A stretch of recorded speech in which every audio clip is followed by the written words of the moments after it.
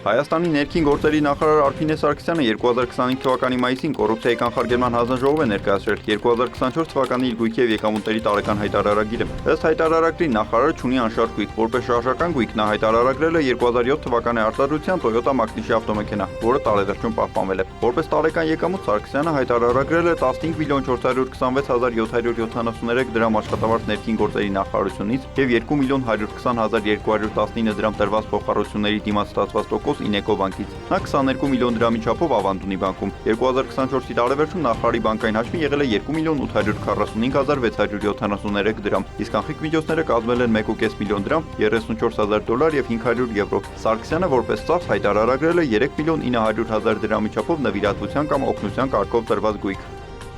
Նախարարի ամուսինը Արշակ Վարդապետյանը որպես անշարժ գույք հայտարարագրել է միաձայն սեփականության իրավունքով 1 բնակարան և 1 ավտոկայանատեղի Երևանում, որոնք տարեվերջում պահպանվել են։ Որպես շարժական գույք նա տարեսկզբում ունեցել է 2015 թվականի արտադրության Lexus Magnitsky ավտոմեքենա, որը սակայն տարվա ընթացքում օտարել է 17 միլիոն 335,000 դրամով։ Փոխարենը ձեռք է բերել 2019 թվականի արտադրության Toyota 11 միլիոն 285,000 դրամով և 2022 թվականի արտադրության Lexus ավտոմեքենա 12 միլիոն 500,000 դրամով։ Որպես տարեկան եկամուտ Վարդապետյանը հայտարարագրել է 6 միլիոն 50,000 դրամ գույք օտարելուց ստացված եկամուտ Գագիկ Ամիրյանից, 3 միլիոն 900,000 դրամ նվիրատվության կամ օգնության կարգով ստացված միջոցներ Արփինե Սարգսյանից և 6 միլիոն 770,209 դրամ աշխատավարձ բարձրագույն դատական խորհրդի աշխատակազմից։ 2024-ի տարեվերջում նրա բանկային հաշիվներին եղել են 569,397 դրամ և $7, էլեկտրոնային հաշվին $47,800 Ripple կրիպտոարժույթ և $646 Dogecoin կրիպտոարժույթ, իսկ կանխիկ միջոցները կազմել են $28,000, 5 միլիոն 400,000 դրամ և 5,000 եվրո։